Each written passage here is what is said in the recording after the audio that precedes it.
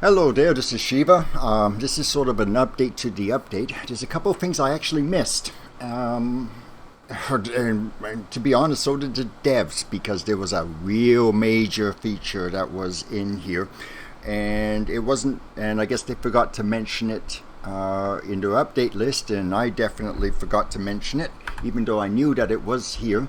But first off, I'm going to show you Paratrooper, which is the new sample game. The devs have released a brand new video, and they were talking about the fire when lit feature that will be in the next update, and it basically will fire an object depending on its light state.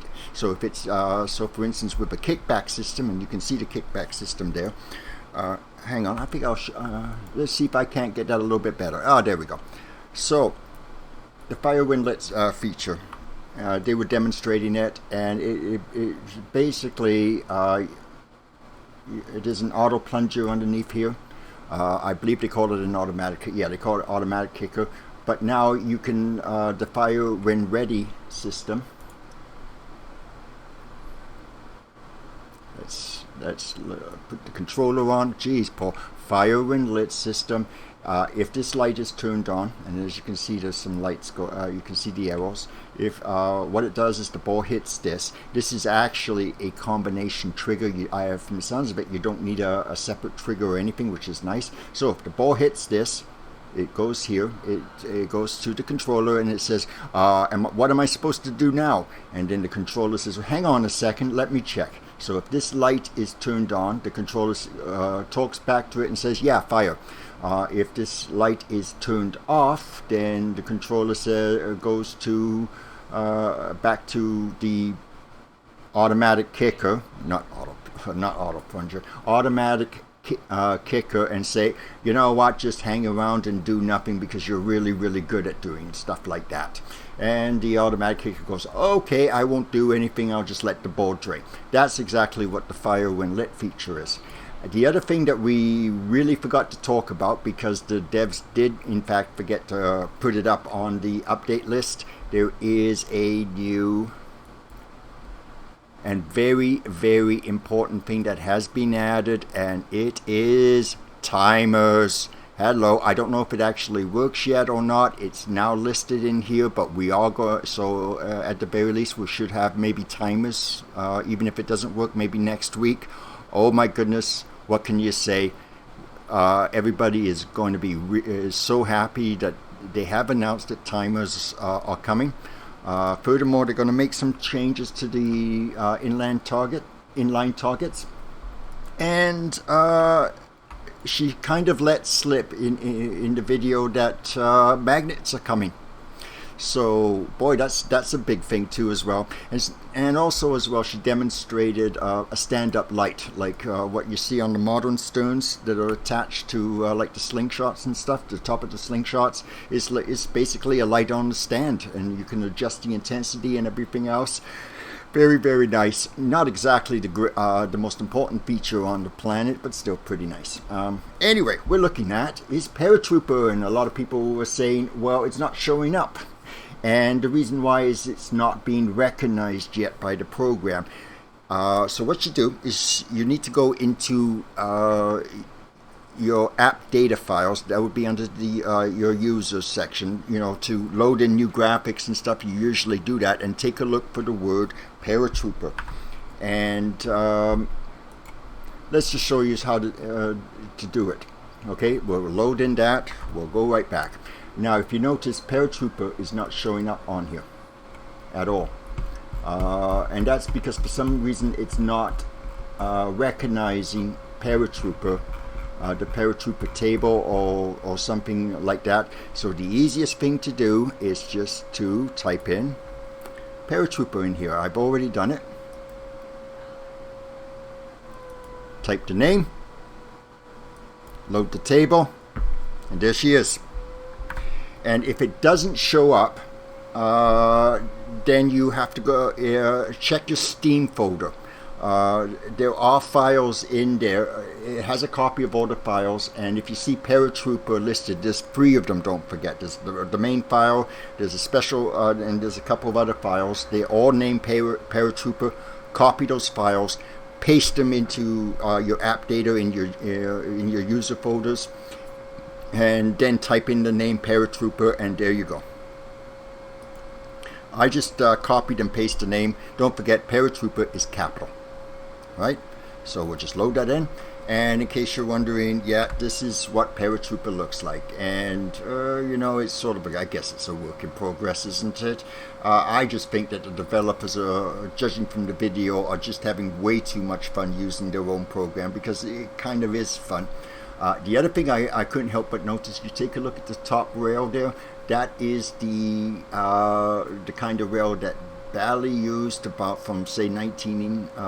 You saw it in a few of their solid state games. I know Xenon uses it and several others. It's sort of like a more curved ball rail system, and they did it that way because A, it looks really nice, and B, they have a shot above that it gave them an extra lane shot. A couple things that also that the developers were mentioning about the sizes. First off, as she said, that these are solid state sizes, but they're actually early solid state. Some of the games, especially if you load in graphics, blueprints from some of the slightly later Bally solid state games, you will notice that things like the brackets and the spinners, the company started changing them around 1980-81, and for instance with this is the ODM standard. This is approximately 2 ball widths in length, and then the companies changed them to about 1.5 balls in width, and that way they could cram in more, and it was so that they could cram in more lanes. But I think they have a pretty complete set of object models and everything else. So when they get around to them, we'll be getting them as well. But as I said, you know, these are 2 ball width laned. These are the old EM and solid state. That's one of the big reasons why I chose to do 8 ball, was because it was an EM type game, though it had digital scoring. So a lot of the things in PinBuilder you can do. Because it's really at the moment scaled as an email game as opposed and early solid state. Oh, I'm fumble mouth today. Anyway, that's what it is. I'm going to keep this one relatively short. I don't really see anything else here. Let's go back into logic mode. I think there was in my last video I sort of ended it very hostile, and that was when I remembered that we have timers. And that was the hostile thing at the very end of that. As you can see, the fire when lit is actually showing up.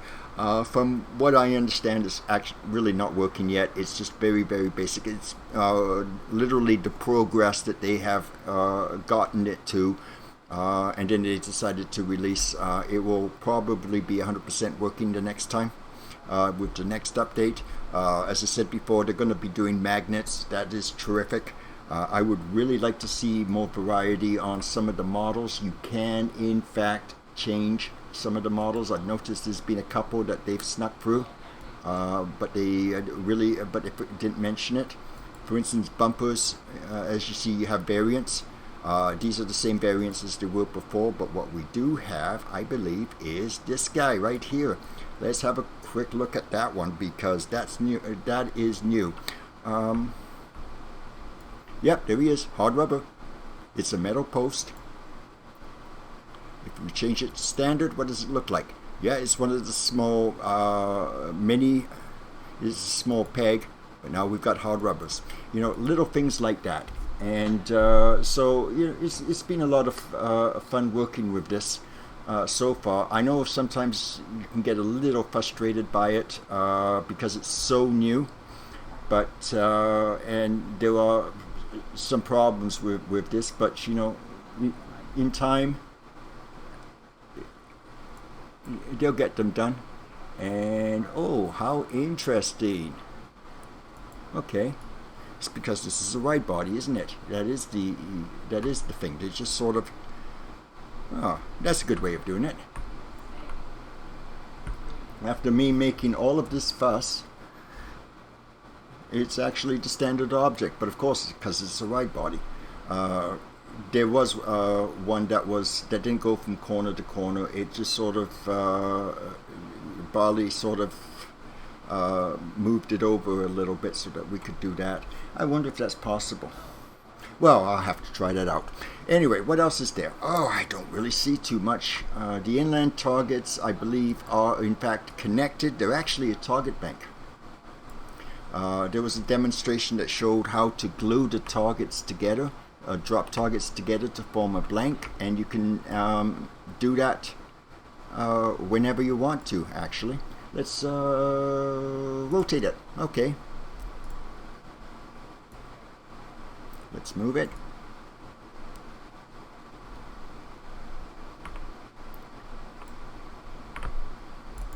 Oh, I have lost my ability to rotate. Interesting.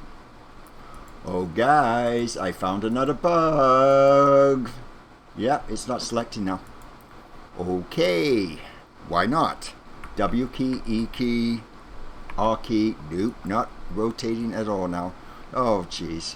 Oh well, you know, and this is not even intentional, it's just my luck, right? I always seem to find these bloody things. So anyway, I will write a list on the form, and I will tell them some of the stuff. Oh dear, I better just call that up and make sure that I write it in text, because I'm going to forget. As you can see, I do have my, oops, I didn't mean to show that, but as you can see, I do have a list of stuff. The coil is still doing it a little bit, and somebody said that maybe that's just, you know, it definitely, the game, I can actually play the games, that's great. I can actually test 8-ball, that's even better, because I don't have a busted flipper. So, you know, that is terrific. I still haven't tested the overhead mode. I'm kind of, don't want to end the video on another game, on another bug. I'm pretty sure that they fixed that. There was something that I had mentioned, and it just sort of appeared to sneak in at the last minute with the update. So I guess they are paying attention to what I'm saying. Hey, it's great. You know, I'm spending a lot of time doing that, doing stuff like that. I really want to help them get this program going up and running, and 100% as soon as possible. The great devs for that. I really honestly wished, working with people like Randy Davis and then Chris with Future Pinball, that they had paid attention to a few things. You know, with Randy, he was such an incredibly shy person. It was really, really hard to get in touch with him. That was one of the reasons, by the way, that Chris ended up doing Future Pinball, because he was so frustrated by that. But, you know, stuff like that. But the devs are completely different. They're people that just love pinball. And, you know, they're doing their absolute best. So, yeah, there's some things that are going to happen. They actually answered me back on my cabinet mode. They thought it was the amount of textures that I have that could be the problem, and yeah, it's reset again. Okay, and they say it's an issue that they're having problems with, but as you can see, I don't actually have a lot of graphics in here. So you know, it's just the way it is. 8-ball. Yeah, let's put the 8-ball in here. Well, what cabinet should we have? Yeah, let's put the Star Destroyer, because that's kind of cool. And of course, I have to remember to save. And I'm still, I think, having a little bit of a problem, but it was a lot better than it was before. So that's good. But they said maybe it was the amount of textures I had and the amount of memory. But as you can see, I actually keep all of my unused textures separately outside of those folders. I have a lot of experience with Visual Pinball and Future Pinball with that, so yeah. Hey, you know, looks a lot better, doesn't it?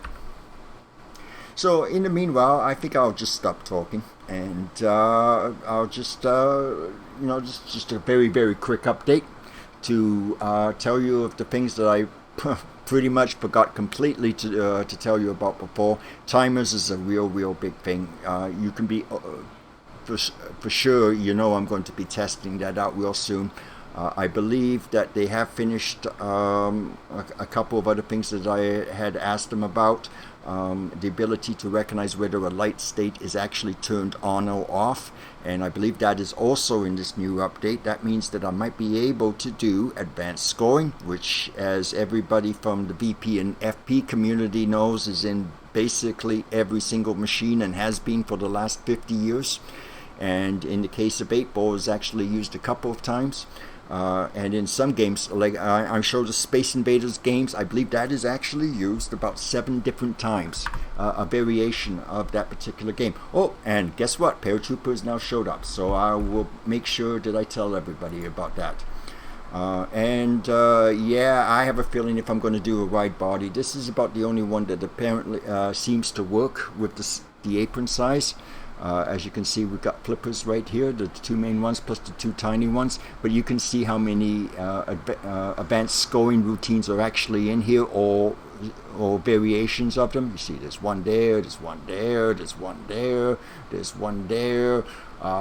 Those little aliens, there's one, there's a couple more, there's a very small variation. Anything that advances the score, it's all in here.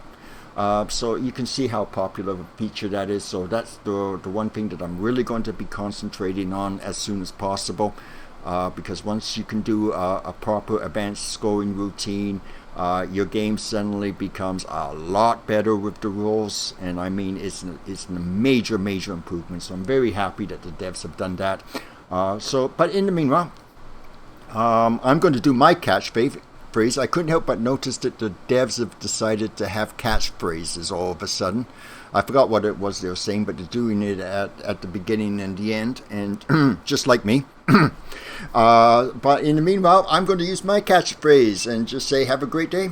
I hope your day is even better tomorrow, and happy pinball. There we go. Bye.